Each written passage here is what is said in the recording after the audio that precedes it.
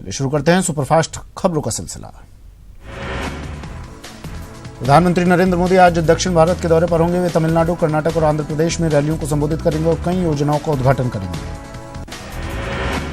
PM Andhra Pradesh के गुंटूर में एक सभा को संबोधित करेंगे। टीडीपी की बीजेपी से गठबंधन तोड़ने के बाद पीएम पहली बार आंध्र प्रदेश जाएंगे।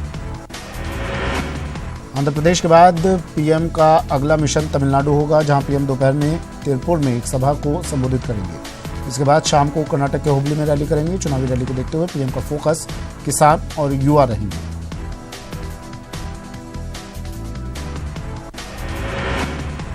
गुर्जर आंदोलन का आज तीसरा दिन है। समाज के लोग ट्रैक पर डटे हुए हैं। कर्नल बैसला का कहना है कि बातचीत टेबल पर नहीं बल्कि ट्रैक पर होनी चाहिए। हालांकि सरकार ने गुर्जरों को मनाने की कोशिश शुरू कर दी है, लेकिन पहले दौर की बातचीत में कुछ समाधान नहीं हुआ। समाज 5% आरक्षण की मांग पर अड़ा हुआ है। आंदोलन की वजह से लोगों को परेशानी का सामना करना पड़ रहा है। आंदोलन का असर रेल यातायात और सड़क परिवहन पर पड़ने लगा है।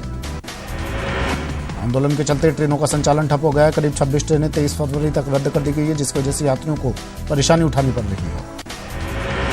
वहीं रेलवे को अब तक 2000 करोड़ का नुकसान हो चुका है और अगर गुर्जर नहीं माने तो आने वाले समय में यह आंकड़ा बढ़ भी सकता है।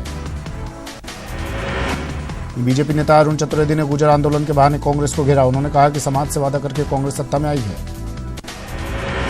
बीजेपी नेता ने कहा कि कांग्रेस सरकार ने अपनी जिम्मेदारी से पूरी तरह से भागने की कोशिश की है।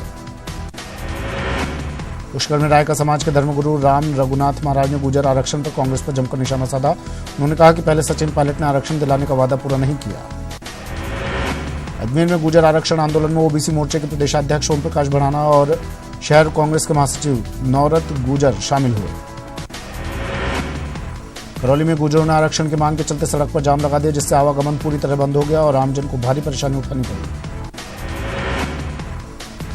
कोटा में गुर्जरों ने आरक्षण की मांग को लेकर संभागीय आयुक्त को ज्ञापन सौंपा। साथ ही प्रदर्शनकारियों ने आंदोलन की आगामी रणनीति भी तय की। दौसा के सिकंदरा में गुर्जरों की पंचायत हुई, जिसमें नेशनल हाईवे 21 को जाम करने का फैसला लिया गया।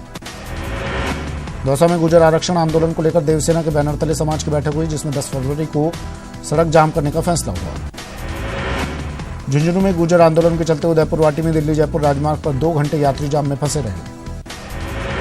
बूंदी जिले के नैनवा क्षेत्र के गुर्जरों ने बैठक कर नेशनल हाईवे 148D को जाम कर देने की चेतावनी दी है। राजस्थान के सीनियर RAS अधिकारी धीरज श्रीवास्तव टीम प्रियंका गांधी वाड्रा की टीम में अहम भूमिका निभाएंगे। वे सोनिया गांधी की NAC में अहम भूमिका निभा चुके हैं। धीरज सकारात्मक बदलाव लाने के पक्षधर रही हैं। धीरज श्रीवास्तव CM अशोक गहलोत के OSD भी रह चुके हैं। इसके अलावा वो राजीव गांधी फाउंडेशन में भी काम कर चुके हैं। स्वाइन फ्लू ने अब तक 106 लोगों को अपना शिकार बना लिया है। प्रदेश में 61 नए पॉजिटिव केस सामने आए हैं। इसके साथ ही स्वाइन फ्लू पॉजिटिव मरीजों की संख्या 2854 हो गई है। स्वाइन फ्लू से आज 5 लोगों की मौत हो गई, जिसमें बाड़मेर में 2, गंगानगर, चूरू और भीलवाड़ा में 1-1 मौत दर्ज हुई। हालांकि स्वाइन फ्लू पर काबू पाने के लिए गहलोत सरकार भी लगातार कोशिश में जुटी हुई है। गुजरात के भरूच में ऑटो सर्विस सेंटर में एक सुपरवाइजर की पिटाई की तस्वीर सामने आई है। गाड़ी समय पर नहीं मिलने से गुस्साए गाड़ी वालों ने सुपरवाइजर की जमकर पिटाई कर दी। पुलिस में केस दर्ज कर मामले की जांच शुरू कर दी है। प्रयागराज में आज बसंत पंचमी के मौके पर तीसरा और आखिरी शाही स्नान शुरू हो गया है। संगम तट पर आस्था और श्रद्धा का सैलाब उमड़ पड़ा है। हर तरफ से श्रद्धालुओं का रैला तट पर स्नान के लिए चला आ रहा है। अलग अलग अखाड़े के संत आज आखिरी शाही स्नान पर पुण्य कमाने के लिए डुबकी लगाएंगे। शाही अखाड़ों के स्नान के बाद आम श्रद्धालु संगम में डुबकी लगाएंगे। अनुमान लगाया जा रहा है कि आज करीब 2 करोड़ से भी ज्यादा लोग संगम में डुबकी लगाएंगे। वहीं पुलिस प्रशासन ने भी आखिरी शाही स्नान के मौके पर सुरक्षा के कड़े बंदोबस्त किए हैं। BSF की भी 2 कंपनियां तैनात की गई हैं। जयपुर में बाइक सवार बदमाश महिला की चेन तोड़कर फरार हो गए। पूरी घटना CCTV में कैद हो गई है। डूंगरपुर में विकासनगर लैंप से फर्जी तरीके से लोन देने का मामला सामने आया है। ग्रामीणों ने आरोप लगाया कि लोन नहीं देने वालों को लोन दे दिया गया और फिर उसे माफ भी कर दिया गया। आयकर विभाग की टीम ने चूरू, झुंझुनू और जयपुर में करीब 9 करोड़ की अघोषित आय पकड़ी है। साथ ही टीम ने बही खाते, कागजात आदि भी जब्त किए हैं। भीलवाड़ा में पुलिस ने लग्जरी कार से 115 किलो डोडा चूरा पकड़ा। आरोपी चालक के पास कई नशे के पदार्थ बरामद हुए। अनंतपुरा में मामूली सी बात पर बदमाशों ने एक युवक पर हमला कर दिया। पुलिस मामले की जांच कर रही है। पुष्कर में विदेशी महिला पर्यटक के साथ लूट की वारदात सामने आई है। 3 बाइक सवार युवक महिला से बैग छीनकर फरार हो गए। कोटा रेलवे कॉलोनी थाना पुलिस ने एक वाहन चोर गिरोह का पर्दाफाश किया। कार्रवाई में 2 आरोपी गिरफ्तार किए गए। धौलपुर में सड़क दुर्घटना से एक युवक की मौत हो गई, वहीं एक और सड़क दुर्घटना में 5 लोग गंभीर रूप से घायल हो गए। झुंझुनू के सीकर रेवाड़ी ट्रेन में बेहोश मिले युवक की अस्पताल में मौत हो गई, मृतक की अभी तक शिनाख्त नहीं हो पाई है। जन स्वास्थ्य अभियांत्रिकी और भूजल विभाग के तकनीकी कर्मचारियों ने जलदाय मंत्री बीडी कल्ला से मुलाकात की। कर्मचारियों ने 11 सूत्री मांगों को लेकर मंत्री को मांग पत्र सौंपा। तृतीय श्रेणी शिक्षक भर्ती 2018 में नियुक्तियों पर लगी रोक हट जाने को कांग्रेस ने अपनी उपलब्धि बताया, तो वहीं बीजेपी ने भी इसे अपनी सरकार की उपलब्धि करार दिया। जयपुर के IIHMR यूनिवर्सिटी में इंटरनेशनल ट्रेनिंग दल skill development for diagnosis and management of mental illness using digital technologies का आयोजन किया गया। सामाजिक अधिकारिता विभाग मंत्री मास्टर भवरलाल मेघवाल बीदासर दौरे पर रहे। अनुसूचित जाति की बस्ती में विकास कार्यों के लिए 30 लाख रुपए की घोषणा की। मोनाको देश के राष्ट्रीय अध्यक्ष अल्बर्ट द्वितीय सवाई माधोपुर के दौरे पर रहे। इस दौरान उन्होंने रणथंभौर नेशनल पार्क का भ्रमण किया। अलवर के RR कॉलेज और कला महाविद्यालय के छात्र संघ का शपथ ग्रहण समारोह आयोजित हुआ। विवाद के चलते कार्यक्रम छात्रों के बीच सड़क पर हुआ। नागौर में वीर तेजा महिला शिक्षण और शोध संस्थान का वार्षिक उत्सव आयोजित हुआ। कार्यक्रम में छात्राओं ने सांस्कृतिक प्रस्तुतियां दी। नावा तहसील के भगवानपुरा गांव में ऋण माफी शिविर आयोजित हुआ। उप मुख्य सचेतक महेंद्र चौधरी और जिला कलेक्टर ने ऋण माफी प्रमाण पत्र वितरित किए। बीकानेर में नगर निगम की साधारण सभा का आयोजन किया गया। बैठक में बीजेपी पार्षदों ने अपनी ही महापौर के खिलाफ हंगामा कर दिया। चूरू के जिला मुख्यालय में विधिक सेवा शिविर आयोजित किया गया, जिसमें न्यायिक अधिकारियों और पुलिस प्रशासन समेत 100 लोगों ने रक्तदान किया। भरतपुर में सड़क सुरक्षा सप्ताह के तहत बाइक रैली निकाली गई। पुलिस अधीक्षक और प्रादेशिक परिवहन अधिकारी ने झंडी दिखाकर रैली को रवाना किया। बाड़मेर में राष्ट्रीय सड़क सुरक्षा सप्ताह के तहत कार्यक्रमों का आयोजन किया गया। इस दौरान पुलिस अधीक्षक और जिला कलेक्टर ने अपनी आंखों की जांच करवाई। डूंगरपुर के प्रभारी मंत्री राजेंद्र यादव जिले के दौरे पर रहे। दौरे के दौरान मंत्री ने आसपुर विधानसभा क्षेत्र में किसान ऋण मुक्ति प्रमाण पत्र वितरण शिविर में भाग लिया। अजमेर रेलवे यूनियन ने रेलवे कर्मचारियों के होनहार बच्चों का सम्मान समारोह आयोजित किया। अजमेर में सड़क सुरक्षा सप्ताह के तहत निःशुल्क आई कैंप लगाया गया, जिसमें वाहन चालकों की जांच कर उन्हें निःशुल्क चश्मे बांटे गए। करौली में द्वितीय सामूहिक विवाह सम्मेलन धूमधाम से संपन्न हुआ। सम्मेलन में 18 जोड़े परिणय सूत्र में बंधे।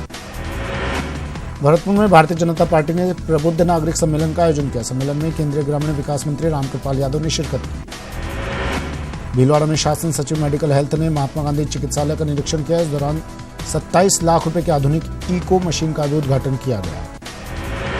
PTET परीक्षा के लिए छात्र 14 फरवरी से 15 मार्च तक ऑनलाइन आवेदन कर सकेंगे। 12 मई को प्रदेश भर में परीक्षा होगी। रतनगढ़ में एक्सप्रेस ट्रेन के ठहराव की मांगों पर सांसद राहुल ने ग्रामीणों की समस्याओं का समाधान करवाया। कोटा के जेके पवेलियन स्टेडियम में संभागीय स्तर की T20 क्रिकेट प्रतियोगिता का आगाज हुआ। 9 फरवरी से 16 फरवरी तक चलने वाली इस प्रतियोगिता में कोटा बूंदी समेत 12 टीमें हिस्सा ले रही हैं। उदयपुर में जिस फूड कोर्ट का उद्घाटन मेयर ने किया था, उसी फूड कोर्ट को अधिकारियों ने आयुक्त के आदेश पर सीज कर दिया।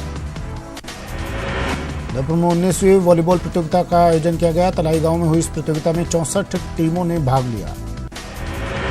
प्रतापगढ़ में किसान ऋण माफी के तीसरे दिन अरनोद और नीनोर में ऋण माफी शिविर लगाए गए, जिसमें 65 किसानों को ऋण माफी प्रमाण पत्र बांटे गए। सकल हिंदू समाज ने आपराधिक घटनाओं के खिलाफ विरोध रैली निकाली। 4 फरवरी को धोबी चौक पर हुए जानलेवा हमले पर राज्यपाल को ज्ञापन भी सौंपा। यौन उत्पीड़न को खत्म करने के लिए गरिमा यात्रा भीलवाड़ा पहुंची। ये यात्रा 24 राज्यों के 200 जिलों में करीब 10,000 किलोमीटर की दूरी तय करेगी। कोटा यूनिवर्सिटी में छात्र संघ शपथ ग्रहण समारोह आयोजित हुआ। इस दौरान छात्र संघ पदाधिकारियों के कार्यालयों का भी उद्घाटन किया गया। कोटा में 27वीं कर्मचारी क्रीड़ा प्रतियोगिता का आगाज हुआ। इस दौरान ADM प्रशासन, ADM सिटी सहित राजस्व विभाग के अधिकारी मौजूद रहे। मुस्लिम प्रतिभा समारोह आगाज 2 का आयोजन आज होगा। अल्पसंख्यक मंत्री सालेह मोहम्मद इसमें शिरकत करेंगे। बाड़मेर के मुल्तानमल कन्या महाविद्यालय में स्नातक छात्रों का विदाई समारोह हुआ। इस अवसर पर छात्राओं ने सांस्कृतिक प्रस्तुतियां दी। करौली में बीजेपी के प्रदेश मंत्री मुकेश दाधीच ने दौरा किया और आगामी 17 फरवरी को होने वाले शक्ति केंद्र सम्मेलन की तैयारियों पर चर्चा की। बीकानेर में ऋण माफी शिविर लगाया गया। 3 दिनों में 752 किसानों को ऋण माफी प्रमाण पत्र बांटे गए। रेल राज्य मंत्री राजेंद्र गोहेन आज सादुलपुर के दौरे पर रहेंगे और रेल मार्गों के विद्युतीकरण की 721 करोड़ रुपए की योजना का शिलान्यास करेंगे। करौली में सीएलजी सदस्यों और वरिष्ठ नागरिकों की बैठक हुई। बैठक में क्षेत्र में बढ़ रही चोरी समेत अन्य अपराधों की रोकथाम पर चर्चा हुई। बीकानेर में 30वें राष्ट्रीय सड़क सुरक्षा सप्ताह के छठे दिन स्कूली बच्चों को हेलमेट प्रयोग करने का संदेश दिया गया। अलवर में छात्र संघ कार्यालय के उद्घाटन को लेकर तकरार बनी हुई है। अध्यक्ष किरोड़ी लाल मीणा को तो वहीं उपाध्यक्ष मंत्री टीकाराम जूली को बुलाना चाहते हैं। भीलवाड़ा की एक निजी फैक्ट्री के श्रमिक की इलाज के दौरान मौत हो गई। मृतक के परिजनों ने 5 लाख के मुआवजे की मांग की है। कोटा में स्वाइन फ्लू से 9 मरीजों की रिपोर्ट पॉजिटिव आई है। चिकित्सा विभाग ने सर्वे कर लोगों को जागरूक करने का दावा किया है। अलवर के खुदनपुरी में शादी के दिन ही नवविवाहित जोड़े ने नेत्रदान का संकल्प लिया। शादी के बाद दोनों ने नेत्रदान के लिए फॉर्म भरा। कोटा रेलवे स्टेशन पर सांसद ओम बिरला ने 101 फीट ऊंचा तिरंगा झंडा फहराया। साथ ही स्टेशन पर डिजिटल रेलवे म्यूजियम का भी शुभारंभ किया गया। प्रतापगढ़ में सकल हिंदू समाज ने विरोध प्रदर्शन किया। सैकड़ों युवकों ने मानव श्रृंखला बनाकर प्रदर्शन किया। जयपुर में कोलकाता के वरिष्ठ सितार वादक पंडित कुशल दास ने म्यूजिक इन द पार्क कार्यक्रम में प्रस्तुति दी। कार्यक्रम स्पीक मैके और पर्यटन विभाग की ओर से करवाया गया था। चित्तौड़गढ़ में आज फोर्ट फेस्टिवल का आगाज होगा, जिसमें लोक कला और जिले के इतिहास के गौरव को दर्शाया जाएगा।